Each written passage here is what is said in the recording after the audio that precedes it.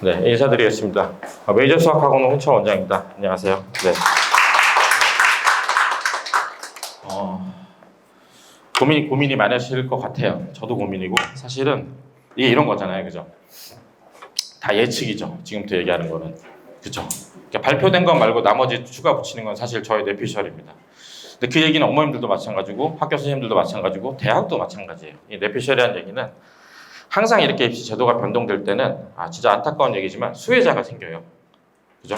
옛날에 학종 생겼을 때도 학종에 발맞춰서 움직였던 학교에 앞대가리에 든 수혜자를 봤어요. 근데 수혜자가 있다는 얘기는 피해자가 있다는 얘기죠. 아마 현 중3, 그 다음 중2까지도 아마 수혜자, 피해자가 있을 거예요.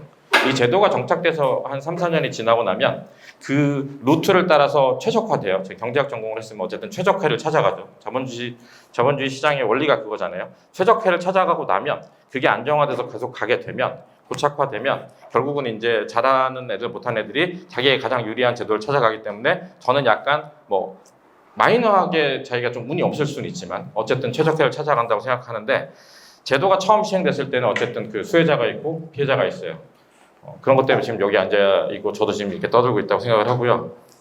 머리가 하얘지 너무 이렇게 진지하게 보시면 저는 이렇게 긴장하는 경향이 있어가지고 네. 이게 이제 아까 말씀드렸듯이 논술을 고대가 넣었어요, 그죠? 그 논술을 넣은 의미는 저는 그거라고 생각해요. 이게 얘네들이 지금 그 가장 문제가 되는 거는 뭐 교과 과정 자체 수학이 뭐 줄고 이런 거는 사실 마이너한 거예요. 그러니까 미적분을 하냐 마냐는 뭐 사실은 그냥 뭐 나중에 하면 되고 안 하면 되고 다 같은 처지잖아요, 그죠? 물론 재수생이 시장에 들어왔을 때 뭐 과꼬마이 변동되는 건 다른 문제고. 근데 이제 내신 평가 자체 시스템이 바뀌잖아요. 크게 바뀌는 거는 사실은 이제 9등급제가 5등급제가 되는 거죠. 그리고 이제 두 번째가 사실 특목자사고를 제가 얼마 전에 설명을 하면서 무조건 가라는 얘기를 들었는데 특목자사고를 갔을 때도 단점이 하나 있긴 해요. 그러니까 원래 기본적으로 이제 진로 과목 같은 경우는 절대평가를 했어요. 그래서 특목자사고 같은 경우는 상대평가하는 걸 과도하게 하고 진로 있는 과목은 절대평가로 해서 하기 때문에 그 진로 있는 과목을 굉장히 학종 그 과에 맞춰가지고 설계를 많이 해서 그거를 학교 프로필을 넣어서 뽑아가게 만들었는데 근데 그 이번에 1학년 이제 10% 처음에 하면서 1학년 때 상대평가를 하자. 그럼 2학년 때부터는 절대평가를 하자 그랬더니 이제 반론이 그거죠. 그러면 1학년 때 성적하고 2학년 때부터는 아무도 공부를 안 하는 상황이 올 수도 있잖아요. 그리고 절대평가는 100% 내신 부풀리가 나와요. 지금 아까 말씀드렸듯이 서현준이나 양양중 학부모님이 가서 이제 A를 나오게끔 해달라고 얘기를 하는데 고등학교에서 안 일어난다는 보장이 어디 있어요? 뭐 예를 들어 학부모님들이 찾아가서 교장 선생님한테 아니 그 어차피 절대평가 들어가는데 니네 A 5명 줘가지고 뭐 할 건데 라는 얘기를 하면 할 말이 없잖아요, 그죠? 그래서 결국은 이제 전체 상대평가로 지금 발표가 났어요. 근데 그 얘기는 특목자사고 애들이 일반 좀 특이한 그 일반고에서 개설되지 않은 과목을 무기로 이제 학생부 종합을 넣었던 그 과목들도 이제 상대평가를 본다는 거죠. 이제 그런 약간 단점이 있는 거고 그 다음에 이제 또 주목할 만한 점은 그러니까 이게 이제 논술이 돌아온다는 얘기는 결국은 왜 그러냐면 생각해 보면 요새 그 광고 전화가 너무 많아서 이게 느낌이 어느 정도 오세요? 인서울 한 10개 대학? 인서울 10개 대학을 인서울 상위권 대학이라고 해요. 어머니들 중에서 뭐 대학이 앞에 3개밖에 없지 뭐 뒤에는 뭐냐 이렇게 뭐 저희 엄마처럼 이제 우리나라에는 대학이 1개밖에 없다고 생각하는 어머니들도 있지만 보통은 인서울 상위권 여기 엄마가 이상한 거예요. 우리 엄마가 저를 대학에 그렇게 넣어놓고 나중에 케이블 TV에 나와서 대학을 보냈더니 다 소용없다는 얘기를 했어요. 독서나 시킬 걸. 어릴 때 학원을 과도하게 다녔던 애가 됐더니 메마른 감성으로 인해서 식물도 안 좋아하고 애가 거친 아이가 됐다. 뭐 이제 이런 인터뷰를 한 적이 있어요.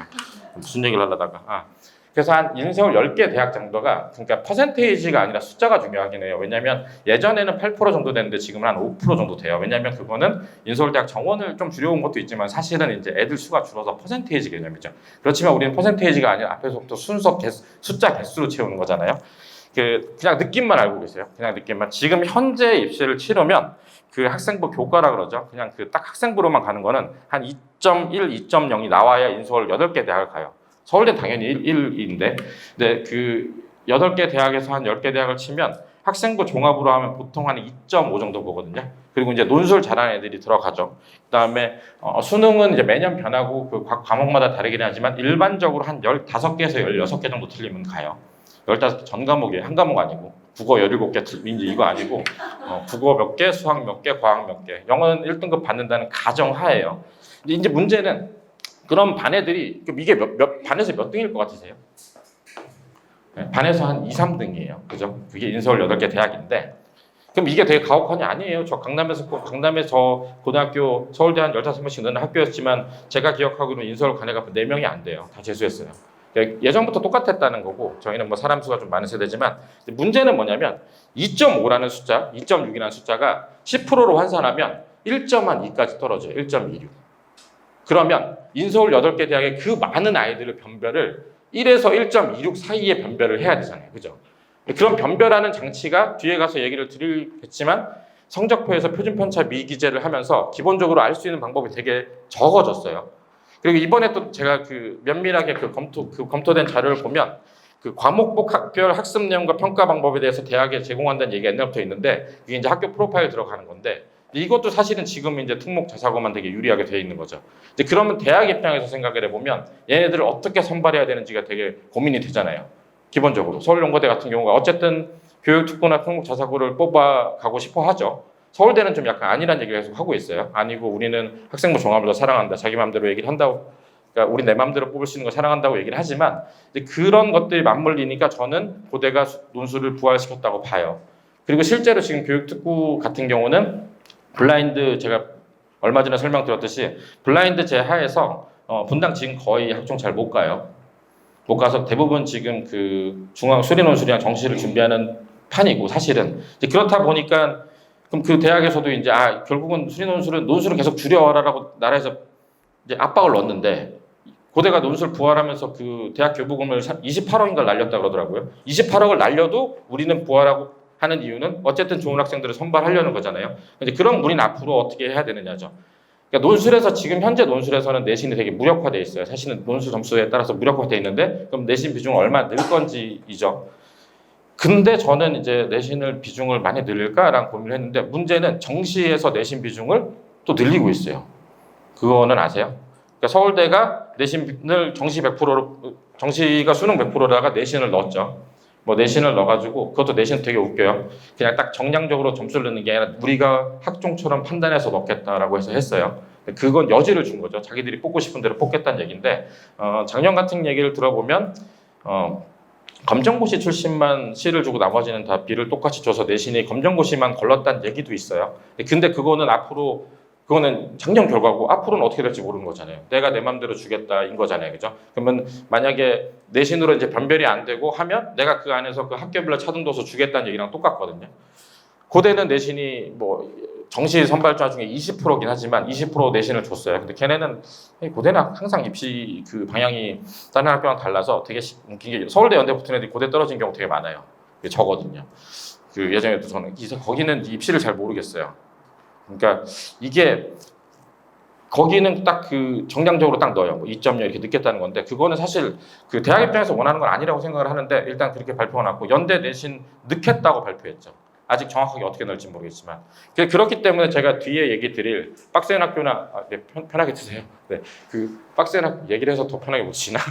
빡센 학교나 일반 학교에 있을 때 제가 이제 수능이나 정시 준비에 어느 게 도움되는지 말씀드리는데 이제 문제는 만약에 내신에 걸림돌이 없으면 사실 수시나 정시를 노리고 사실은 빡센 학교 가서 등급 낮은 거를 갈 수도 있는데 이게 만약 정시에도 내신을 넣는다 그러면 뭐 어찌됐든 간에 일반고에서는 1등급을 받아야 되는 거예요. 특목 자사고에는 2등급은 받아야 되고 이제 벗어나면 이제 되게 힘든 세상이 되는 거죠. 옛날 1등급보다는 좀 널널하겠죠. 오늘은 짧게 끝내기로 했는데 좀 시작부터 그건 아세요? 예를 들어서 국어 10등을 했어요. 수학도 10등을 했어요. 그럼 국어 수학을 합치면 몇 등 정도 된다고 생각하세요? 네? 몇 등이요? 국어 10등이고 수학 10등인데 국어 수학 같이 평가하면 네.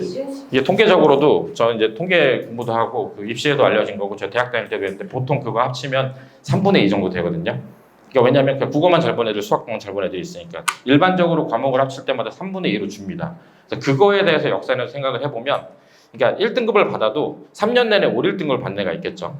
전 과목 다. 근데 이제 아까 말씀드렸듯이 2.5 정도 받는 애는 환산해서 이리저리 뭐 2도 섞였고 하면 2.5 정도 된다 그랬잖아요. 그렇게 환산을 하면 실제 올 1등급이라고 하는 게 지금은 각 학교에 거의 없어요. 자사고 역사상 가장 그 좋은 등급을 받았다는 그 송정길 원장님 그 조카 같은 경우는 외대보고 역사상 가장 좋은 등급을 받았다고 해도 1.0은 아니었어요. 1.1 몇 이렇게 되진.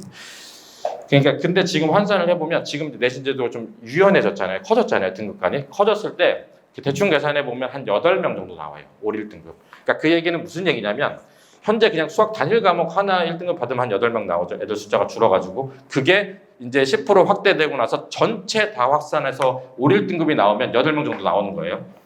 그러면 아까 말씀드렸듯이 다시 돌아가서 서울연고대에서 각 학교에서 이제 올 1등급 완전 딱 1로 찍히는 애들이 8명씩 나와요. 그럼 뭘로 선발할 건지 이제 그런 이제 문제가 있어서 저는 이제 논술도 하고 하는 게 결국은 나중에 선발하기 위해선 이게 대학들이 볼 때는 저희가 생각할 때는 준비하는 게 수리 논술과 면접은 달라 보이잖아요. 그죠? 완전 다른 영역 같지만 실제 대학부를 보셔서 제가 대학교 옛날에 그 대학 공부에서도 일했었거든요. 입학관리본부에서 서울대 입학관리본부에서 잠깐 일했었는데 교수님들의 생각은 어차피 내가 물어보나 지문으로 물어보나 나는 평가할 수 있다고 믿어요. 그래서 그 면접을 사실 단순히 인성 면접이 아니라 그 컨텐츠 면접 옛날에 했었잖아요. 서울대에서. 근데 그런 걸 물어보면 실력이 변별이 된다고 믿거든요. 근데 그런 시도를 하는 것 같아요. 결국은 어떻게 선발해야 되는지 모른다라고 하면 대학들은 들어가서 선발을 해야 되니까 너무 진지하시죠.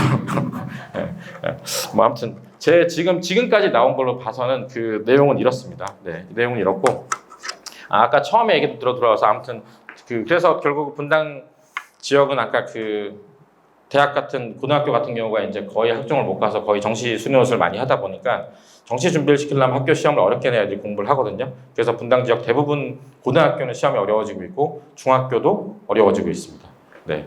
중학교 시험 같은 경우는 저희 다음 주에 박민희 원장님이 이번에 시험 어려워지는 걸 가지고 이제 리뷰도 하면서 시험 전략을 설명을 하니까 뭐 관심 있으시면 이제 그날 가서 중등 시험에 대한 거 들으시면 좋을 것 같고요. 네.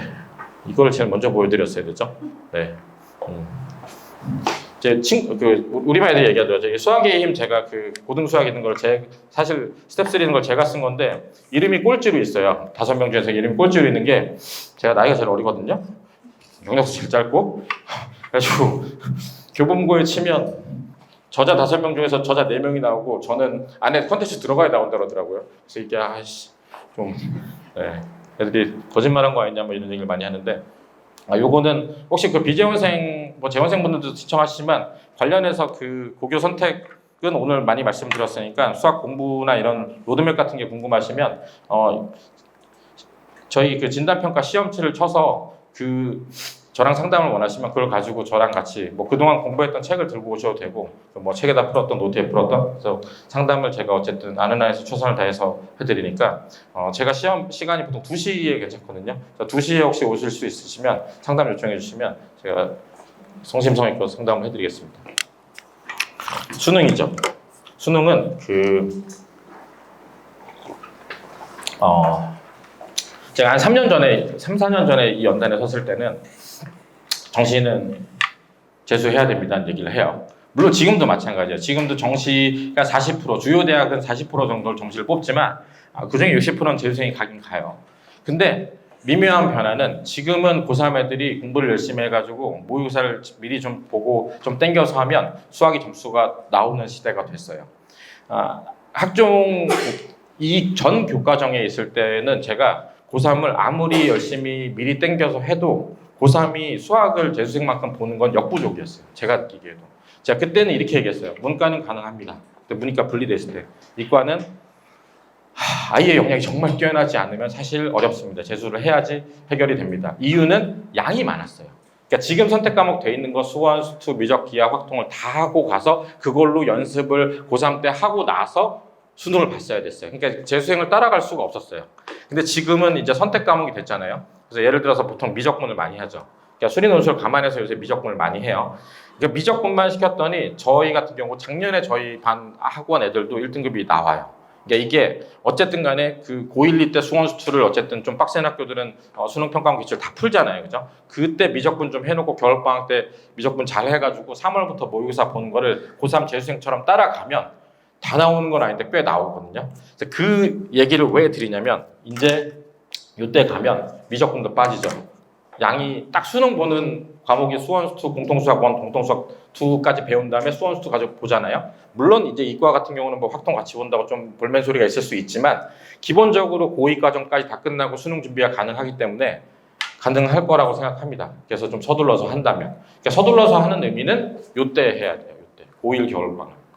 그러니까 중3 겨울방학은 고등학교 1학년 시험 준비에 매진해야 된다고 생각하면 이 고1 겨울방학 때 수원수투에 평가원 수능 있는 거를 그래서 제가 그 저희 반 애들 같은 경우는 또 중3이랑 고1 때 방학 때 제일 많이 나오라서 매일 나와서 같이 해요. 제가 특강도 매일 하고 하는 이유가 이때 다 밀어 넣어야 가서 어떻게든 힘을 발휘할 수 있기 때문에 그러니까 결론은 정시 가능하기 때문에 요즘은 이제 좀 빡센 학교들도 정시랑 수련에서 같이 간다라는 거 하에 그 예를 들면 중앙이나 뭐 다른 대신에 이렇게 설명해 가셔도 우리 수리 논술로 이만큼 보냈다 시기 싫다는 얘기를 하는 이유가 그거예요. 학종으로 못 가니까. 그래서 이제 시험을 좀 빡세게 내고 있다라는 얘기를 드리고 싶고요. 당연히 이게 10% 중요하죠. 일반고에서 10%가 안 나와가지고 이제 2등급이 되면 3등급이 되면 고민의 여지 없이 이제 정시를 가야 되는 그냥 이렇게 생각하시면 돼요. 이제 제 그냥 감으로 아까 처음 말씀드렸듯이 발표된 거 말씀드리고 제 뇌피셜을 말씀드리는데 일반고에서 2등급, 특목자사고 3등급 이거는 제 생각에는 1학년 때 이 등급으로 빠지면 아마 정시 준비하셔야 될 거예요. 시대가. 왜냐하면 그 1이라는 의미가 지금의 1의 의미가 아니기 때문에 그래서 그거를 좀 아시면 좋을 것 같다라는 얘기를 드리고 싶어요. 네. 그래서 이제 계속 이 10% 1등급의 의미를 이제 말씀을 드리는데 이게 참 저도 이제 계속 발표 나겠죠. 결국은 저는 이게 우리가 어떻게 될지 아는 거는 결국은 대학들이 어떻게 선발하는지를 봐야 된다고 생각을 해요. 그죠? 근데 그거는 저희가 미리 보고 갈 수 없으니까 아까 그래서 말씀드렸던 게 수혜자가 있고 피해자가 있다는 얘기를 드리는 거고 그러니까 이게 애들한테 올라운드 플레이어를 원하는 거예요. 그 가서 1등급을 다 받으면서 학교 생활도 열심히 하면서 혹시 모르니까 정시 대비도 하고 수련 논술 준비도 하고 이렇게 되는 거죠.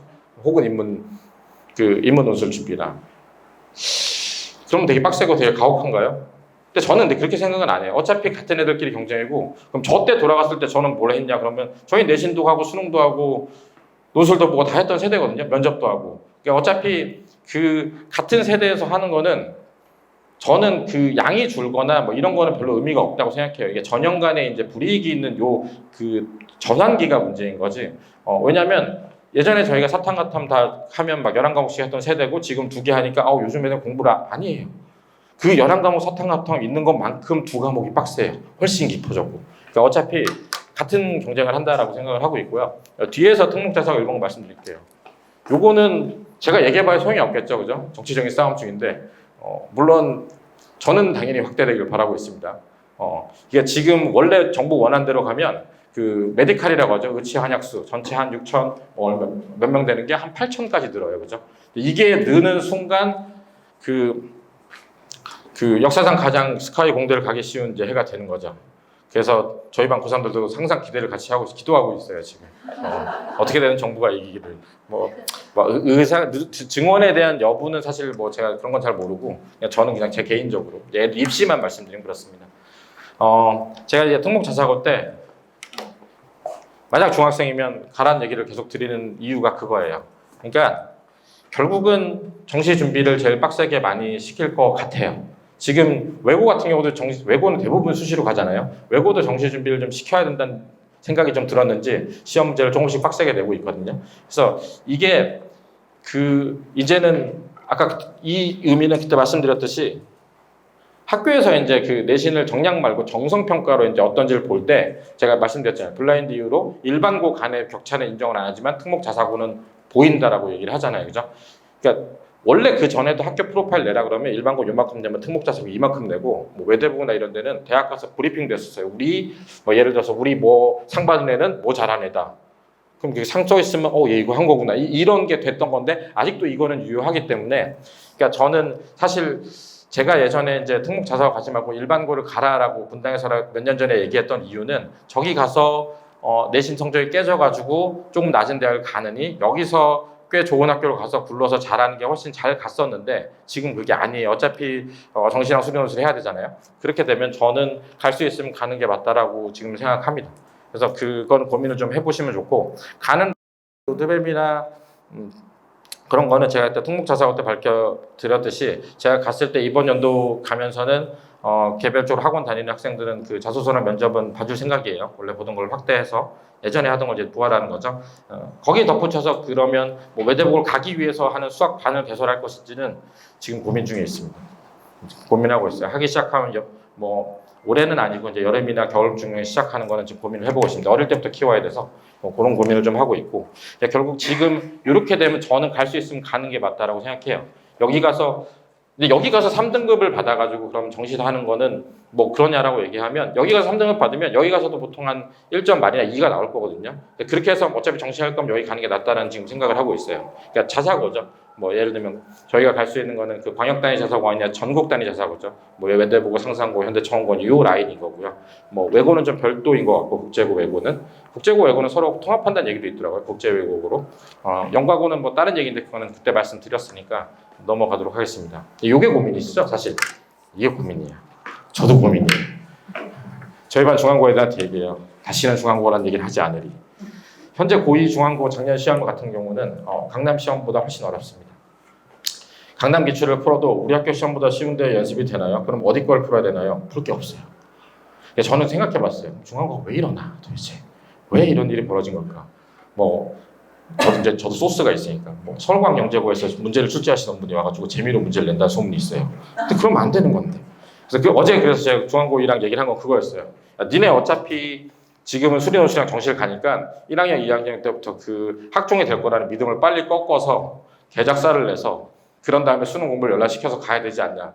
그런 작업을 하는 게 아니냐. 뭐 이런 농담을 하고 있었는데 농담이라고 얘기하죠. 유튜브에 올라갈 건데 그죠? 이게 그러니까 저는 이렇게 생각해요. 예를 들어서 원래 2등급 정도를 중앙이나 낙생 대진에서 받을 아이가 여기서 1등을 받으면 당연히 여기 가는 게 맞아요. 그죠? 근데 예를 들어서 여기서 원래 3등급이 나오는 그러니까 여기서 3등급이 나오는 애가 일로 가면 2나 1이 나올 수 있잖아요. 그럼 여기를 가야 된다고 생각해요.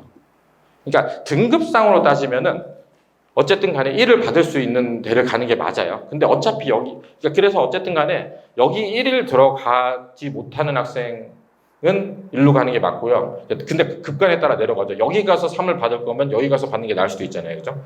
그러니까 그게 왔다 갔다 하는데 일단은 제가 아까 말씀드렸듯이 우리가 다 1등급만을 노려야 되긴 하잖아요. 그죠? 뭐, 원인비 씨, 우리 아들은 그게 아닌데 하면 제가 이제, 1을 받아야 될 곳을 가는 게 맞는데, 근데 그 함정이 있어요. 근데 어딜 가나 어차피 정시를 한다고 가정하면, 제가 오랫동안 가르쳐 보면, 여기 있는 애들이 정시를 무조건 잘 봐요. 애들의 능력이 차이가 있냐? 그럴 수도 있죠. 그러니까 되는 애들이 같다고 생각하는데, 아니, 되는 애들도 여기에 특정 학교 거론을 할 수는 없지만, 저희 반에도 고2가 저희가 반이 고2, 지금 고3이구나. 고3도, 제 고3이 한 11명 정도 되는데 학교가 한 6, 7개 되거든요. 빡센 학교 애들 정시하는 애들이랑 여기 있는 애들은 내신할 때 태도가 달라요. 그러니까 내신을 하게 돼도 어차피 내신을 하나하나 정시를 하더라도 진짜 빡센 걸 여기까지 풀어야 된다고 느끼는 애는 아닌 게 고2를 거치고 나면 애들이 확 달라져서 제가 딱 12월에 딱 가서 고3 돼가지고 딱 가서 그럼 너 이제 미적분인데 복습 심화하면서 수원수투 했던 거 다시 끄집어내려고 그러면 여기는 잘 안 돼요. 그게 문제예요. 그러니까 그것만 아니면 저는 그냥 이거 다 지워버리고 다 일로 가세요. 이렇게 하려고 그랬는데 근데 제가 지금 현재 고3, 고1을 다 많이 가르치고 있단 말이에요. 근데 결국은 빡센 학교에 있는 애들이 정시나 수능원수도 잘 봐요. 그러니까 이제 그게 딜레마예요. 근데 그럼 정시만 하면 되지 않냐. 내신을 들어간다니까요. 그 내신을 정량으로 할지 정성으로 할지 아까 말씀드렸듯이 서울대는 정성으로 하고 고대는 정량으로 하고 연대는 발표를 안 했지만 근데 그것도 이제 걸려 있는 거죠. 그래서 아까 말씀드렸듯이 여기 오면 답을 시원하게 얻고 가셔야 되는데 저도 고민이 되게 많은 거예요. 그래서 제가 결론을 말씀드리면 저는 개인적으로는 진짜 수학을 잘하고 나는 수학과학으로 승부를 보겠다는 아이들 아니면 사실 그냥 일반고 가는 게 맞는 것 같아요. 여기 가서 1 받는 걸 목표로 하고 정시를 나와서 하는 게 맞는 것 같아요. 어차피 그 아이들 여기 가도 치이거든요. 근데 내가 뭐 어릴 때 KMO 좀 했다, 뭐 수학 좀 한다, 뭐 과학도 좋아해 하면 어차피 내가 그럼 내신을 잘 못 챙기고 그런 애들 있잖아요. 수학 과학 되게 잘하는데 사회 외우는 거 죽도록 싫어하는 남자애들 여기 가는 게 맞을 것 같아요. 여기 가서 수능 논술 정시 대신에 국어를 좀 하는 잔소리 해야 되지만 그 정도라고 생각을 하고 있어요. 그리고 그런 생각을 해볼 수 있죠. 올해 지원 결과에 따라서 얘네들 학교들이 시험 문제나 스타일을 바꿀 수도 있잖아요. 지원이 너무 없거나. 그건 이제 후의 세대 문제긴 하지만 근데 저의 그냥 그 내피셜한 가정은 그래도 자존심이 있는데 설마 낙중대가 시험 쉽게 하랴 여기가 어려워지겠지라고 생각하고 있어요. 그래서 결국은 보면은 그냥 분당 지역은 시험이 다 어려워지는 빡세지는 결과가 오지 않을까라는 생각을 좀 많이 하고 있어요. 그 개별적인 거는 제가 이제 일반론을 말씀드리고 개별적인 거는 저한테 학생이 어떻다라고 얘기하면 그거는 그거에 맞춰서 말씀을 드릴게요. 일단은 일반론은 그렇다는 거고 그래서 이게 여기가 문제인 거예요. 여기를 가느냐 안 가느냐의 문제인데 그냥 솔직히 말씀드리면 정시는 여기 애들이 수능원수는 여기 애들이 잘 봐요. 그건 있어요. 원래 잘하는 애들이 가기도 한 거죠.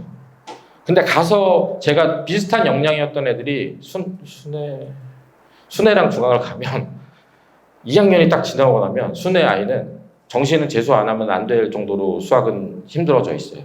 그리고 중앙 애들은 버틸만 하고 3, 4년 전에 괜찮았다니까요. 어차피 둘 다 재수했어야 돼요. 근데 지금 이게 딱 까놓으면 결국은 중앙에서 어려운 거 푸는 애들은 그게 당연하고 어려운 거 계속 찾아서 풀고 한 애들이랑 아예 우리 학교 시험 어려운 거 선생님 가르쳐 주는데 저건 시험에 안 나와 이렇게 지웠던 애들이랑 역량 차이가 딱 고2 때 1년이 지나면 나요. 그것 때문에 결국은 저는 수리논술 정시 볼 거면 진짜 여기서 아까 말씀드렸듯이 그러니까 1등급이 한 8명 되잖아요. 그죠? 그러면 1, 2 걸려있던 애들 10몇 등 정도 할 애들 있잖아요. 걔네들은 무조건 여기 가는 게 맞아요. 근데 내가 그 10%인데 10%면 이제 2등급 좀 안쪽 거기잖아요. 그죠? 그거 받을 애들이 이제 2등급 그러니까 바뀐 제도에서 1, 2를 왔다 가는 경계선에 쓸 학생이는 고민을 해봐야 되죠. 그죠? 그래도 저는 가는 게 맞다고 생각을 하는데 문제는 이제 우리 아이가 어디 있는지 모르시죠. 우리 아이가 어디 있는지 모르는 게 가장 문제죠. 그죠? 네. 그게 참 문제예요. 그러니까 그게 저도 얘기를 드릴 수 있는 게 어떤 문제집을 이렇게 풀고 기출을 지금 보고 있으면 여기에 몇 등급이 나오거나 몇 점이 나올 확률이 있다 이 얘기밖에 못 드려요. 저도. 뭐 저한테 와서 예를 들면 진단평가 말고 예를 들어서 뭐 대진이나 중앙의 시험을 딱 봤을 때 지금 현재 중3이 이걸 봤을 때 얘가 평소 때 공부량이 어떻다 그러면 확률적으로 어디 들어간다는 얘기를 말씀드릴 수 있는데 중간에 경계서 있는 건 되게 어렵긴 하거든요. 근데 지금 급갈이 좀 퍼져 있잖아요. 그래서 압도적으로 1등급을 들어가든지 힘들든지 판단 전도 가능하거든요. 그래서 아까 진단평가 말씀드렸는데 그냥 저희 입학 테스트 진단평가 안 보고 뭐 예를 들면 대진이나 중앙이나 낙생이랑 시험을 보고 저랑 같이 얘기를 해보고 싶다 그러면 그것도 가능합니다.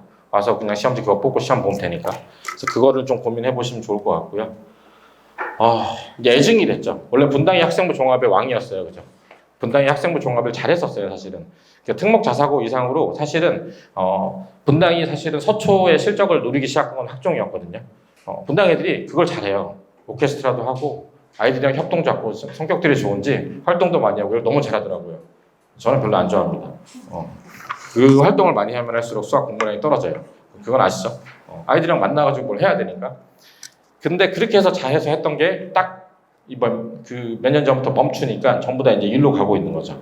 그렇지만 어쨌든 일로 갔을 때 제 생각에는 어떻게 선발할 것인지에 따라서 어쩌면 이게 또 유효한 전략이 될 수도 있어요. 일을 받고 나서 그 후의 문제인데 예를 들어서 그럴 수도 있잖아요. 그러니까 예를 들어서 뭐 예전에는 뭐 1점 몇 가지만 서울대를 가고 연고대는 뭐 1.6 이렇게 얘기를 하던 거를 어쨌든 지금은 거의 애들이 다 1.1, 2 왔다 갔다 하는 애들이 모여 있잖아요. 그럼 걔네들 자체가 선발하는 게 애매하면 거기서 이제 어떻게 보면 뒤에 면접과 수능원수를 합친 학생부 종합 이렇게 될 수도 있잖아요. 그냥 제 내피셜이에요. 그냥 대학 선발이 발표가 안 났으니까. 그래서 의미가 있는 거고, 그러니까 의미를 따질 수 있는 것 같고요. 요건데 이거에 대해서는 이제 고민이 이제 그게 많으셔요. 저한테 질문 많이 하시는 분들은 도대체 그렇게 경쟁률이 높은데 붙을 수 있는 거냐 이걸 믿고 이제 첫 번째 그거죠. 두 번째는 그럼 도대체 언제부터 시작해야 되는 거냐 이제 이게 의문이잖아요. 뭐 급하니까 제가 오늘 설명을 하지만 둘 다 100% 답은 못 드려요. 근데 그냥 제 그동안 가르쳤던 거랑 애들 논술하는 걸 말씀드리면 빠르게 시작하면 보통 2학년 1학기 끝나고 시작해요. 보통 이렇게 생각하시면 돼요. 급히 바꿔서 고3 때나 고3 중간에 논술을 시작하는 경우도 있는데 실제로 논술을 준비한다고 얘기를 하면 보통 2학년 1학기 마치고 시작을 합니다. 이유는 일단은 뭐 다른 그동안 내신 하고 나서 이제 이게 아니다 싶으면 트는 경우가 대부분이긴 하지만 기본적으로 수리 논술을 하려면 수학을 배워야 돼요. 얘네들 범위가 지금 현재는 나오는 게 수원, 수투, 미적분, 확통, 기하 다 나오잖아요. 그죠? 이제 그래서 예를 들어서 중앙이나 대진 같은 경우가 예전에는 그 정시만을 위해서 확통을 뺐던 걸 이과를 확통 교과를 넣은 이유가 이거라고 생각해요. 그러니까 원래는 그 안 넣었던 것도 전부 다 투 과목이랑 다 넣어서 가르치는 게 그 전부 다 이 수리 논술을 가르쳐야 되기 때문에라고 생각을 해요. 물론 연대는 과학 논술을 뺀다고 얘기를 했어요. 과학 논술 뺀 건 저로서는 좋은 일이라. 근데 뭐 어쨌든 그래서 이걸 배워야 되기 때문에 그래서 선행이 아까 말씀드렸던 고1 겨울이잖아요, 그죠? 그때 수원수를 끝내고 미적분을 좀 배워야 수리 논술을 할 수 있어서 그러니까 수리 논술을 미리 준비하려면 미적분 하셔야 돼요. 미적분 하셔야 돼요. 근데 요즘 그 얘기고 이제 자라나는 이제 이 아이들은 수원수투만 하면 될 거 아니에요. 설마 근데 모르겠어요. 그거를 대학이 상위권 대학 이럴 수도 있잖아요. 우리 수리 논술은 미적분 문제를 하나 낸다 이럴 수도 있잖아요, 그죠? 그렇게 되면 이제 상위권 애들은 그 지금 수능에 나온다는 얘기랑 달리 미적분을 따로 공부해야 될 수도 있는 거예요. 그래서 제가 100% 확답을 못 드린다고 말씀드린 건 대학의 결정이 달려 있어요. 서울연고대를 주시한 카이스트 포항대 주요 상위권 이과 대학들이 우리 수리 논술은 그래도 미적분을 알아야 되니까 우리는 미적분 한 애들을 뽑는다라고 얘기하면 자사고는 미적분 강의를 강화할 것이고 일반고는 미적은 그냥 사실 내신 정도만 하던 애들도 해야 되겠죠. 그거는 거기에 갈려 있긴 한데 뭐 그거는 그렇지만 기본적으로는 수원수투까지는 배우고 시작을 해야 된다. 그래서 그리고 예전 수리 논술과 달리 예전에 굉장히 어려웠었거든요. 그래서 수리 논술의 그 주요 주제에 대해서 다시 기본 강의를 들었어야 됐어요. 옛날에 뭐 해석학, 정수로 이런 걸 다 가르쳤었어요. 강남도 그렇고. 저도 옛날에 수리 논술 강의를 따로 했었고 점삭도 했었고 이런 했는데 지금의 수리 논술은 문제가 쉬워졌어요. 근데 연대가 들어와서 연대가 진짜 어렵거든요. 옛날에. 연대 수리 논술은 저도 보면 이게 대학 수학을 배워야 되는 전 대학 때 수학을 안 했잖아요. 그죠? 그러니까 연대 수리 논술에 들어와서 지금 변수는 연대 서울대 진짜 어렸었거든요. 옛날에 그래서 수리 논술 반 자체를 서울대반, 연대반, 고대 한대반 이렇게 운용을 했었거든요. 지금 이제 이게 없어가지고 수리 논술이 다 쉬운데 연대 들어와서 변수가 있을지 모르지만 지금 현재 수리 논술을 한양대, 고대 일반 그 주요 성균관대랑 논술을 보면 그냥 제가 그냥 수능 강의에서 미적분 한 걸로 풀 수 있어요. 그래서 그 자체가 일단 수학 공부를 하는 게 제일 가장 우선이고요. 수능에 킬러 문제 푸는 연습을 하는 게 수리 논술이 제일 도움이 되고요. 근데 이제 2-2학년 1학기 끝나거나 3학년 때 시작을 한다는 의미는 뭐냐면 그런 그 수리 논술의 기본 강의가 아니라 그 문제 각 학교에 나온 기출 문제를 가지고 내가 답안 작성을 어디까지 해서 첨삭받는 걸 익히고 거기에 대한 모의평가 문제를 연습을 하는 걸 얘기하는 거죠. 그러니까 예를 들어서 내가 고대랑 한대랑 성균관대를 치면 그 뭐 학원 같은 데서 다 준비를 하겠지만 사실은 그 입학처 있잖아요. 뭐 고려대학교 입학처, 한양대학교 입학처 가면 거기 기출 문제랑 해설 예시 답안 다 있거든요. 그래서 그거를 시험을 보고 첨삭을 받는 작업들 뭐 최소한 한 3개년에서 5개년 자기가 갈 학교 한 4-5개를 하는 게 기본의 시작이고 그 뒤로 이제 그걸 가지고 그 비슷한 모의 문제를 풀어가는 게 수능 논술 준비거든요. 그래서 그걸 하기 전 단계에서 아까 말씀드렸듯이 수능 있는 수학 문제를 풀 수 있어야 되니까. 그러니까 그래서 2-1에 시작을 못하는 경우가 있어요. 3학년 때 시작을 하는 경우가 많고 그런 얘기를 좀 말씀드리면 되고 인문 논술도 혹시 관심 있으시면 말씀드리는데 저도 인문 논술 옛날 강의도 했었거든요. 전 대학은 이제 또 문과로 나와서 좀 특이한 이력을 갖고 있잖아요. 사람들이 애들도 그렇고 생각할 때 인문 논술은 정말로 그냥 글쓰기 이빨로 생각하는 그 뭐 약간 운이라고 생각하잖아요. 아니에요. 저는 입학관리 공부에 있었고 실제 면접 고사를 그 사회과학대학에서 보는 거랑 안에서 이제 인문 논술 쓰는 거랑 그걸 다 답안지를 봤었고 이게 글쓰기에 그 논문을 쓰는 것처럼 써야 되잖아요, 그죠? 설명문이에요, 스테이트먼트. 그러니까 그게 단순히 우리가 수필과 뭐 소설처럼 이렇게 미사여고 화려하게 쓰는 감성적인 글이 아니잖아요. 주장 본인의 어떤 그 논점 이슈를 끌어내서 거기서 안에 주장과 근거를 써 나가는 거잖아요. 이 글 있잖아요. 딱 보면은 수준차가 확 드러나요, 정말로. 그게 그 본인의 국어 실력이든지 아니면 국어에서 그 이슈를 뽑아내는 능력이라든지 그 자체 개요를 뽑아내서 거기를 작성하는 것도 실력차가 확실하고 이걸 평가하는 교수들은 원래 평생 밥 먹고 이것만 하는 사람들이라서 보면 불편해요. 못 쓴 거는. 그래서 점수차가 나요, 이게. 사람들이 생각할 때. 근데 문제는 점수가 나도 왜 힘들다는 얘기를 하냐면 예를 들어서 10명 선발인데 30명이면 정확하게 자기 실력대로 가겠죠. 10명 선발인데 10,000명이 왔어요. 이러면 실력이 되는 10명이 차고 넘치잖아요. 근데 그 중에서 로또라는 거예요, 사실은. 허수로가 되게 많고요. 사실 실제 경쟁률이 뭐 그렇게까지 60대 이렇게 가진 않아요. 제가 볼 때는 실제 경쟁률은 한 3대 1도 안 되거든요. 근데 이제 문제는 이 3대 1을 담보할 수가 없다는 거죠. 왜냐하면 글쓰기를 굉장히 훈련받고 잘하는 아이도 이 주제에 대해서는 이슈를 잘못 뽑을 수도 있어요. 그럴 수 있어요. 네.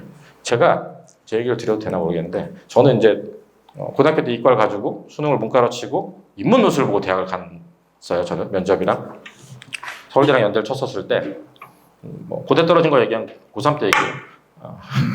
고3 때 제가 연대를 붙고 고대를 떨어지고 엄마가 이제 그건 못 간다 재수해가지고 서울대랑 연대를 쳤는데 같은 논술을 봤죠. 점수가 꽤 많이 남았었어요, 사실은. 네. 그래서 서울대 1차를 됐죠. 연대가 제가 5차 합격했어요. 그러니까 이게 서울대 1차 붙을 합격이면 연대 1차 합격 못할 수가 없거든요, 거의 대부분. 근데 연대가 다 돌아서 2월 말인가 3월 초에 연락 왔어요, 오라고. 그러니까 이거는 제가 생각할 때 논술을 망친 거거든요. 근데 제가 논술을 되게 잘 봤어요. 제가 그 대학 들어가고 살았는데 면접도 과에서 2등 했고 논술 되게 잘 봤거든요.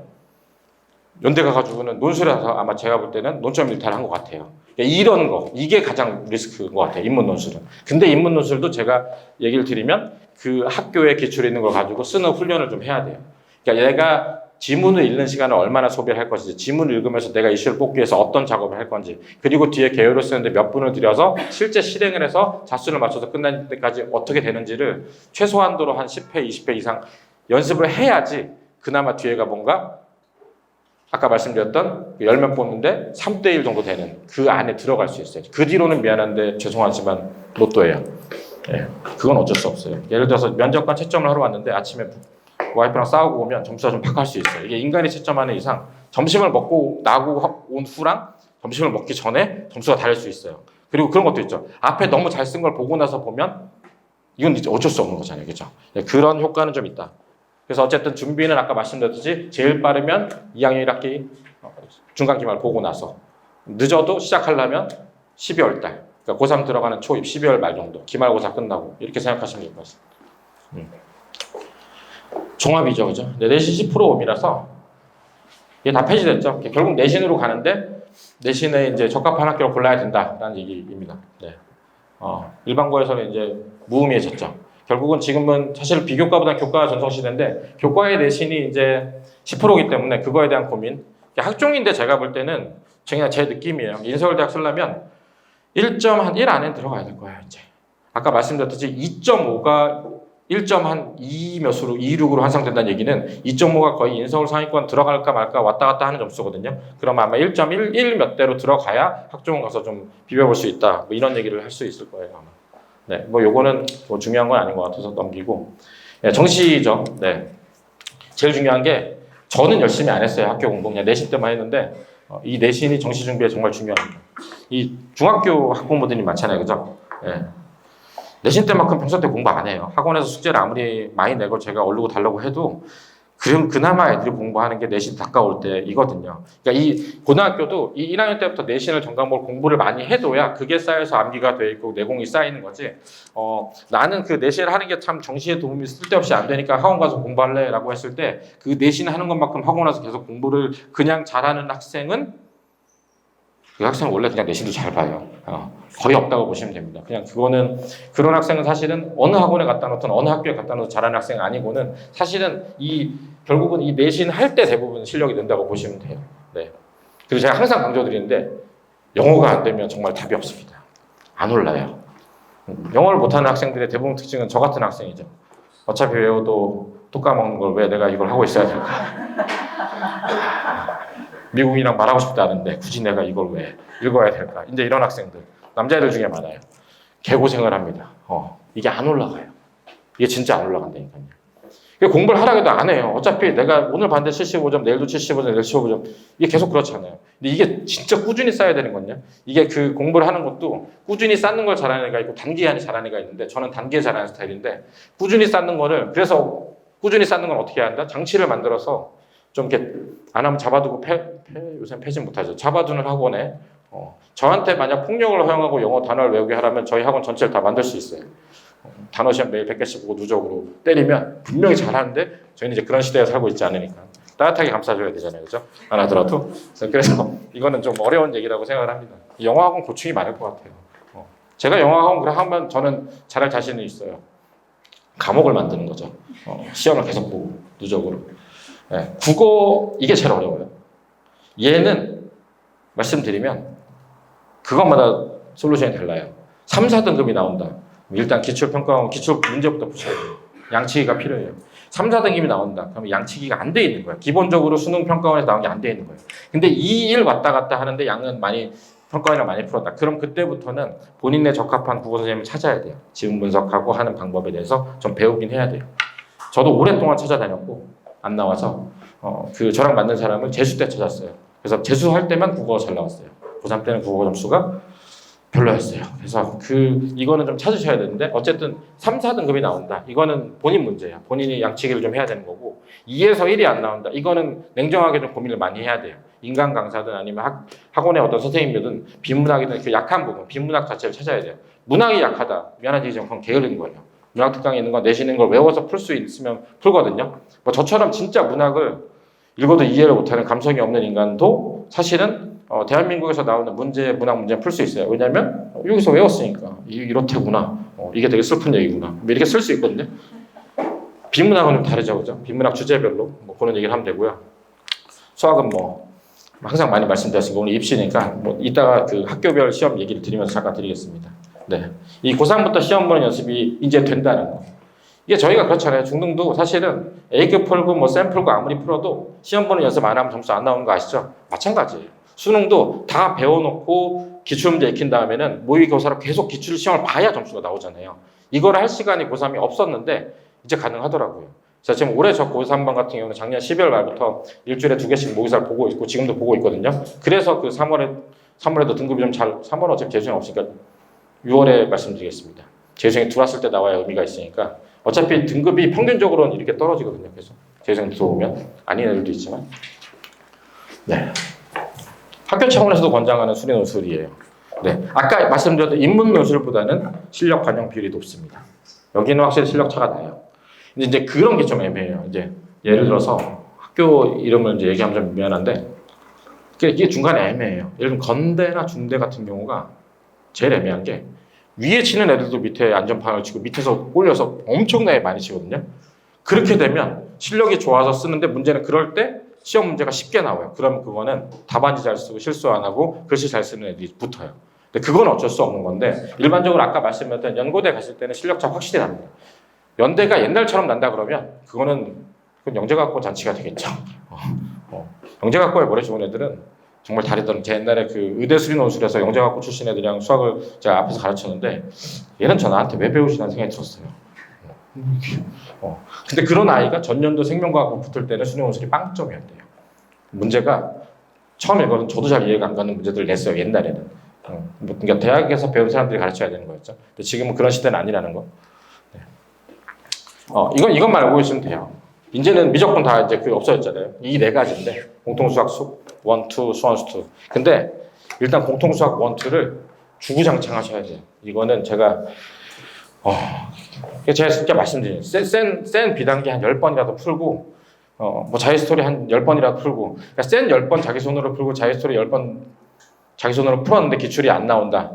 그럼 저한테 오세요. 제가 책임지겠습니다. 본인 스스로 다 푼 거 얘기해 드리는 거예요. 본인 스스로 자기가 풀고 채점하고 오답해서 10번씩. 이게 여기가 흔들리지 않고 완전하게 되면 여기 굉장히 편하게 가요. 여기 내용이 어렵지만 실제 뒤에 호처리가 여기 있는 그 연산과 대수가 다 나오거든요.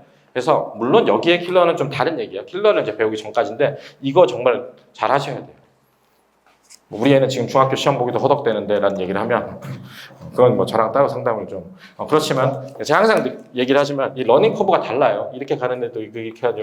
이렇게 되는 경우도 드물게 있으니까 사실은 말씀드려야 되니까 드물긴 하잖아요. 제가 여기서 이렇게 하는 애도 있으니까 다 됩니다. 사기꾼이잖아요. 그죠? 이런 경우도 있고, 뭐 이런 경우도 있겠죠. 그러니까 그거는 좀 얘기를 해보시면, 그러니까 예전에는 이제 수학하는 만큼만 가서 외고 가서 하면 뭐 된다라고 말씀드렸는데 지금은 이제 다 통합됐잖아요. 그죠? 그래서 미안한 얘기지만 지금은 중등이 안 되더라도 그걸 얼르고 달래던 동기부여 시키든 어쨌든 많이 시키긴 해야 돼요. 그리고 되게 웃긴 거는 이게 그런 얘기 있잖아요. 그 우리가 웃으면 건강이 되게 좋아지는데 그 억지로 웃는 걸 해도 호르몬이 돌아서 건강이 좋아진다는 것처럼 이게 애들 시키는 것도 습관도 그러니까 강제로 자기가 할 때 하는 게 제일 효율이 좋은 건 맞아요. 내적 동기부여라고 하죠. 근데 그게 내적 동기부여도 강제를 해서 습관을 늘려서 본인이 재미를 느끼면 또 하기도 해요. 그러니까 그게 저희가 약간 강제를 시키는 이유기도 하죠. 그러니까 아예 그게 안 되면 강제로 시키는 게 의미가 없잖아요. 그냥 할 놈만 해야 되는 건데 사실 그냥 할 놈만 하면 진짜 할 놈이 몇 명이나 있을까 저는 싶긴 해요. 제가 대학을 다니면서 지금까지 평생 살면서 그냥 내적 동기가 충만하고 학문에 대한 호기심이 있어서 이걸 배우는 게 너무 재밌고 오늘 이게 배워서 너무 기분이 충만하다는 학생은 학생으로 못 만나봤고요. 학원에서. 저 대학에서 딱 2명 만났어요. 그런 사람이 있더라고요. 존재하지 않을 거라 믿었던. 오늘 수업 너무 재밌지 않았어? 라는 밥 먹으면서 해맑게 얘기하는데 이 아이랑은 내가 친구가 될 수 없구나 생각을 많이 했어요. 싱가포르에서 교수님을 하고 있습니다. 교수를 하고 있습니다. 저는 교수님이 그런 사람이 해야 된다고 생각해요. 네. 이 고등학교 시험이죠. 이 시험도 얘기 많이 들었으니까 그냥 찍으셔도 학교별로 말씀드리려고 그랬는데 어려워지고 있습니다. 말도 안 되게 어려워요. 제가 시험지를 보고 느껴요. 야, 내가 이거 시간 안에 풀 수 있을까? 그럼 이제 문제 있는 시험지인데 애들은 기분이 어떨까요? 이게 몇 년 전까지만 해도 예를 들어서 순회, 불곡, 한솔 뭐 이런 데 가면 한두 문제 어려워도 학교 프린트 쉬운 걸로 손으로 풀 수 있었거든요. 그런 문제가 없어지고 있어요. 시험지를 보면 그냥 갑갑해요. 앞에 한 6문제에서 7문제만 넘기고 나면 그 다음부터는 다 챌린지예요. 시대가 그렇게 돼서 한솔도 어려워졌고 분당도 어려워지고 오늘 지금 분당고 시험 보고 있겠네요. 야탑중 분당고 시험 보고 있죠. 오늘 판교고 미적 시험 보고 있고 점점 더 시험이 어려워지고 있는 거죠. 그래서 시간이 어려워지고 있다. 중앙고 학교 프린트 여기 학교 프린트 있잖아요. 여기 학교 프린트 중에서 분당고 학교 프린트는 학교 교과서 내용 있고 모의사 있고 킬러 문제 한 2개 전국연합 기출. 한솔고 학교 프린트는 킬러 문제를 안 넣고 좀 약간 이상한 거를 좀 넣어요. 그러니까 좀 약간 근데 여기 처음 쉬운 거보다 약간 어려운 문제를 내는데 대신에 뒤에 킬러 문제가 없고 순회고도 킬러 문제 없고 이거 쉬운 것만 주고 근데 그 결국은 얘네들 전체에서 그 어려운 문제를 내는 비중이 다르지만 어려운 문제를 내면 그 말씀드렸듯이 그 고등학생들이 1학년 때 보는 그 전국연합 기출에서 내긴 해요. 옛날에는 고난도랑 전국연합 기출 양분이었죠, 그죠? 지금 대진고가 드디어 고난도를 포기하고 전국연합 기출을 바꿨어요. 그래서 지금 현재 EBS 고난도를 쓰는 분당의 학교는 서현고등학교 하나뿐입니다.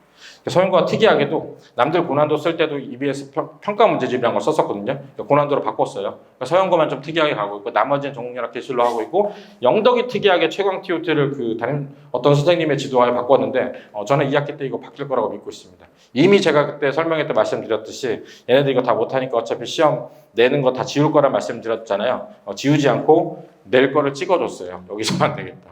이게 감당이 안 되는 교재를 써서 그런 거거든요. 그래서 결국은 말씀드리고 싶은 게 굉장히 어려워지고 싶은데 그냥 그것만 기억하시면 돼요. 일단 쌤 많이 푸시고 자기스토리나 마더통 많이 푸시고 기출 많이 보시고 많이요. 이게 진짜로 어머니들 생각하시는 것보다 훨씬 많아요. 우리 애는 쌤을 3번 봤는데 왜 또 틀리나? 원래 틀려요. 원래 틀린다니까요. 근데 그거를 어머니들이 다 기억을 잊으셔. 옛날 생각해보면 저희도 그랬어요. 저희가 기억하는 거 마지막 수능 시험장 들어갔을 때 내 그 마지막 그 열심히 했던 거 생각하니까 얘가 왜 이러나 싶지만 저희도 다 그랬다니까요. 옛날에 저희 엄마는 아직도 네가 그 옛날에 공부를 열심히 해서 이 모양이라고 요새 아직도 얘기를 하는데 그래도 엄마 아빠보다 수능 잘 봤는데 이게 말이 안 통해. 네. 많이 하시길 바라고 2학년은 아까 그 전국연합 평가를 넘어서 수능 평가원 기출이 엄청나게 나오고요. 2학년에서 아셔야 될 건 딱 하나예요. 시험 문제 다양성은 줄어서 우리가 수능 평가원 문제를 변형한 걸 들고 들어가는데 시간이 너무 부족하다. 너무 정도가 아니라 솔직히 말씀드리면 저 중앙이라는 학생 대진 나온 거 2학년 시험지 풀면 시간에 다 말 자신 없어요. 문제는 애들한테 해설해 줄 수 있어요. 시간에 못 푼다니까요. 그러니까 이게 정말 잔인하게 돼요. 그러니까 저는 약간 그런 생각이 듭니다. 애들의 그 학종 의지를 꺾어서 우리는 다 정시로 가자는 얘기를 하려는 건지. 근데 또 진짜 특이하게도 한 80점대 받는 애들이 있어요. 1컷이 중앙 같은 경우는 보통 좀 어렵게 내면 70점 후반대 1컷이에요. 그러니까 학교에서 한 7명 정도가 76점 받으면 7명 안에 들어가는 거예요. 그런 시험이에요. 이게. 그러니까 대부분의 좀 약간 못했던 애들은 다 30점, 40점, 50점 여기 몰려있어요. 이 전체적으로 학교 프린트를 두고 하는 모든 작업들이 다 수능 평가원 기출이에요. 여기 거기에서 연관됐다고 생각을 하시면 되고 아셔야 될 건 딱 그거. 분당 지역은 수능 평가원 기출 다 나오기 때문에 2학년 때 1학년 겨울방학 때 다 해야 되는데 너무너무 시간이 부족하다는 거. 특히나 1학기 지금보다 2학기가 시간이 훨씬 부족해요. 수투킬러가 저희가 얘기하는 다항함수 미분이죠. 문과 쪽 미적분. 극심하게 부족합니다. 정말. 이런 계산을 당신들은 해봤어라는 말이 여기까지 올라오는 그런 문제들을 내요. 네. 지금 현재는 기하나 이런 절대평가로 굉장히 쉽게 내잖아요. 그죠? 중앙애들도 그렇고 기하를 분당 애들도 그렇고 이게 한 학기 한 번 보든지 두 번 보든지 되게 프린트만 보통 하고 가거든요. 근데 요게 아까 뒤집어져서 이제 요 아이들이 갈 때쯤 되면 요것도 상대평가예요. 그러면 지금 하는 기하, 확통, 미적 공부보다는 조금 더 빡세게 하셔야 될 거예요. 아마. 내신을 위해서라면. 그건 좀 알고 계시면 될 것 같고요. 고3은 뭐 아직 너무 먼 얘기긴 하지만 보통 연계교재 수능특강에서 많이 수능특강하는데 근데 웃긴 게 올해 변화가 작년까지는 대부분 다 수능특강을 가르치고 수능특강에서 냈거든요. 그러니까 고3이 어떻게 수업하냐면 미적분 수업이 있잖아요. 그럼 미적분 수능특강을 수업하고 심화수학이라는 그 진로 약간 이런 과목을 깔아서 여기서 수원수 수능특강을 이렇게 번갈아 수업을 했었거든요. 근데 요새 이번에 불곡은 하나? 늘푸른도 그렇고 미적분에서 수능특강을 안 쓰고 있어요. 그럼 시험 문제를 수능특강에서 안 내고 4일 낼 것인가? 저는 이제 약간 그게 이제 지금 고민이라서 아이는 잘하는 아이라서 자기들 풀고 미적분을 다 하고 있는데 약간 제가 이거는 확인되면 말씀드릴게요. 제 그냥 느낌은 결국 수능특강이 수능에 도움이 안 되거든요. 연계 도움이 안 돼요. 사실은 문제 더럽기만 하고. 그러니까 이제 학교 측에서 그 교재를 쓰는 것보다는 차라리 정시 스타일로 내는 게 애들이 더 잘 가지 않을까라는 생각을 하지 않나라는 저의 내피셜이에요. 이것도 저의 그냥 감. 제가 이번에 시험을 쳐보고 나서 좀 판단을 해보려고 하고 있습니다. 네. 수능은 작년에 그거 기억나시나요? 제가 설명이 급하게 했던 거. 6월 시험 보고 나서 청와대에서 이제 한번 이렇게 킬러 문제를 내다니 해서 한번 해가지고 킬러 문제를 안 내기로 약속했었던 거 기억나시죠? 그랬더니 이제 문제의 길이가 짧아진 킬러가 나왔죠. 더 어려워요. 그래서 저는 그리고 나서 이제 다른 것들이 바쁘신지 이제 여기에 관심이 안 가시잖아요. 네, 그죠? 네, 관심 안 갖는 게 더 도움되는 게 아닌가 생각도 드는데 모르겠어요. 한 번 더 대통령이 노해서 더 쉽게 내라면 쉽게 내겠지만 아무 얘기가 없으면 저는 예전 수능과 별 분당 없이 나올 거라 생각하고 지금의 추세는 최종 킬러는 줄고 중 킬러는 줄어서 할 만한 게 아니라 그냥 얘 셋 다 킬러예요. 그냥 그 킬러가 많아졌고 중간 부분도 어려워졌어요. 그죠? 생각으로 수능 되게 어렵다는 거. 근데 그거는 증거가 확실한 게 옛날에 1컷은 92였어요. 지금 1컷은 몇이에요? 80점. 답이 나온 거잖아요. 그 전체 많이 보는데 평균 점수가 이렇게 떨어진다는 거는 어마어마한 거잖아요. 몇 년 전에 그 이과 1컷 기준이 90이 아닌 88이었어 항상. 지금 몇이에요? 80 아니면 81 이렇게 되잖아요. 그러니까 확실히 어렵다는 거. 그것만 좀 아시면 좋을 것 같아요. 쉽다는 얘기를 누가 하는지 저는 오면 좀 제 앞에서 풀려보고 싶어요. 시간 안에 좀 풀어보라고. 네. 그래서 뭐 이건 지금은 얘기할 건 아닌 것 같고. 그래서 이제 오늘은 저 입학 경험하는 걸 많이 했는데 이건 찍으셔도 되는데 여기의 핵심은 그거예요. 공부를 많이 하자. 공부를 많이 하자.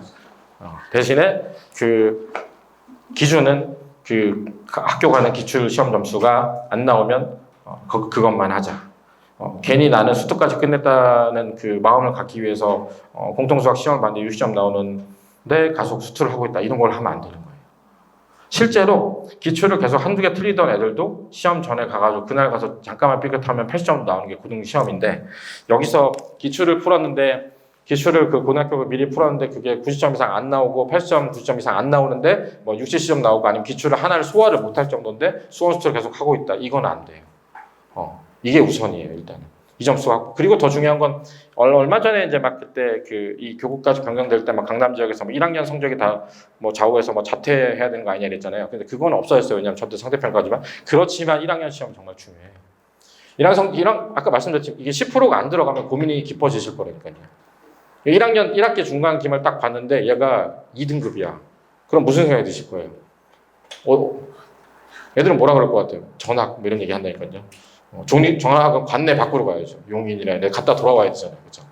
그러니까 이게 더 중요하다는 거. 항상 몇십하시면 좋겠고 학기 중은 뭐 이거는 개별적으로 말씀을 드리거나 하는데 여기의 핵심은 그거예요. 고등학교 시험 때 중간과 기말 사이에 선행을 하려면 정말 무지막지한 의지와 시간 확보가 아니면 그냥 하지 말고 내신만 하셔라. 그게 핵심이에요. 할 시간 없습니다. 오늘 이제 다음 주에 고등학교 시험 보잖아요. 그 다음 주에 나타나면 다행이에요. 동아리가 뭐였느니 가서 한강에 가서 물온돌 체크하다 어디 그 얘기였어. 한강에 가서 물온돌 체크하러 간다 해서 내가 이게 자살하러 간다는 얘기인가?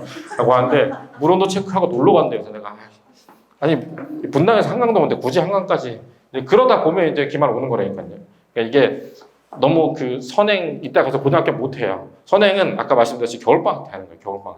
겨울방학 때 하신다고 생각 아니면 지금 중학교 때 어차피 약간 엄마가 화나게 하면 말 듣는 시기 있잖아요, 그죠? 말이 좀 통하는 시기. 그때 하면 좋을 것 같아요. 네. 교재는 이렇습니다. 제일 중요한 거는 이거요. 이거. 여기까지 가기 전에 학생이 만약 어리다면 실력 전속 반복하는 건 좋아요. 근데 실력 전속도 한 3번 이상 반복하면 효과가 없습니다. 근데 3번 반복은 다 푸는 3번은 아니고 처음엔 다 풀고 그다음 연습 문제만. 뭐 나중에는 연습 문제만 이렇게 계속 푸는 것도 괜찮아요. 그렇고 요거는 이제 심화 교재인데 이거는 나중에 가서 쓰기도 하고요. 일단 기본이 여기가 기본이 돼요. 여기 기본 되는 데까지가 그게 제일 중요한 것 같습니다. 여기 밑에 교재는 계속 변해요. 이거 왜 써놨겠어요? 이게 다 낙중대에서 그 애들 시험 보는 거 내려고 여기저기서 가져오면 제가 애들이 이제 요새 보면 알아요. 어떻게 하는지 아시죠? 모르시나? 중앙시험 봤어요. 모르는 문제가 나왔어요. 각 학원 다 다녀야 되잖아요. 야, 니네 학원에서 다 못 보는 거예요. 그럼 어떻게 해요? 판단 딱 찍어봐요. 그럼 이제 띵 뜨죠. 아, 이거다. 이제 기말 때 풀어요. 이거 내겠어요. 나 진짜 애들 이해가 안 가는데 중간고사 때 하이엔드에서 나왔대. 그랬더니 뭐 하이엔드를 썼다는 학원이 있고 뭐 하이엔드를 뭐 하는데 뭐 학교 선생님 뭐 교무실에 갔더니 하이엔드가 꽂혀 있었다 뭐 어쩌고저쩌고 하는데 기말에 풀어요.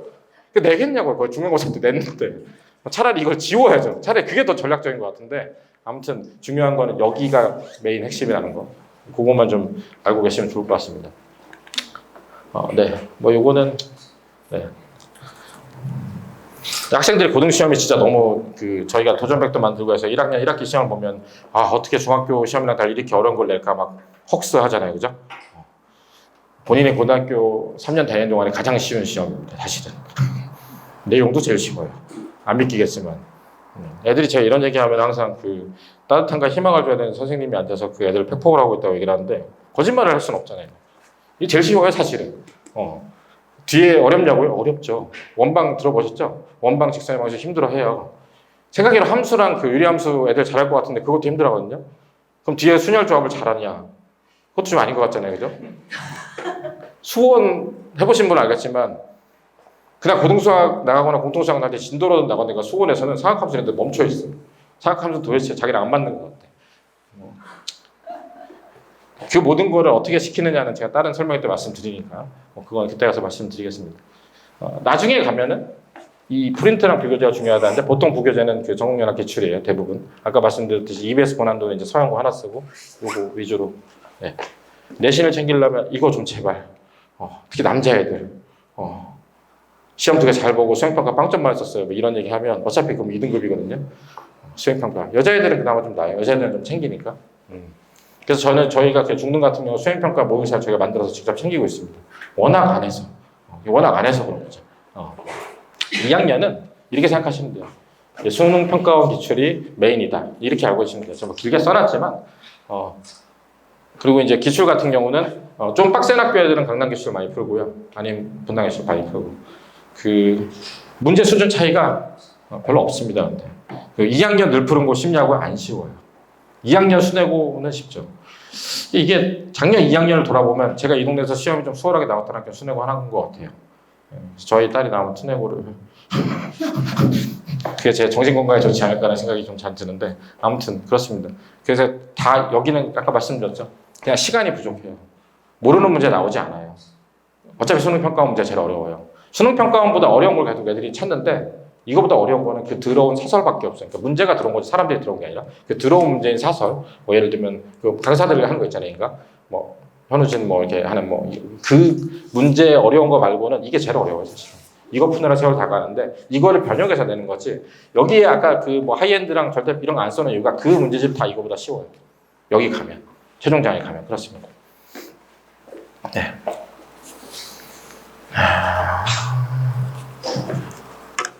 아까 말씀드렸듯이 이제 공통수학 잘하다가 고등수학 잘하다가 왜 수험감 힘들어하는 게 맞아요. 아이들이 가장 힘들어하는 단원들이 모여 있어요. 지수로그 함수, 상학함수, 수열.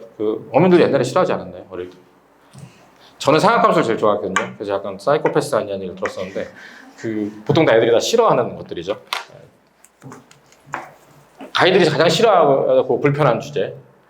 괜찮은 것 같은데 안 풀리는 주제죠. 수투. 여기서부터 이제 우리가 소위 얘기하는 미적분이죠. 다항함수 미적분의 시작인데 여기 킬러 문제가 좀 많이 어렵긴 해요. 거기에 좀 익숙해지면 빨리 익숙해지는 방법은 빨리빨리 많이 하는 거죠.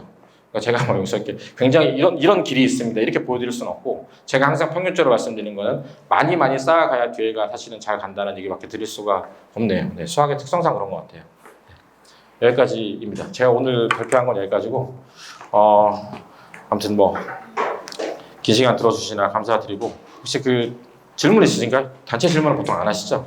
개별적으로 다 있어서. 네, 그러면 여기서 마치겠습니다. 그 개별적으로 질문 있으시면 제가 여기 남아 있을 테니까 주시면 감사하겠습니다. 감사합니다.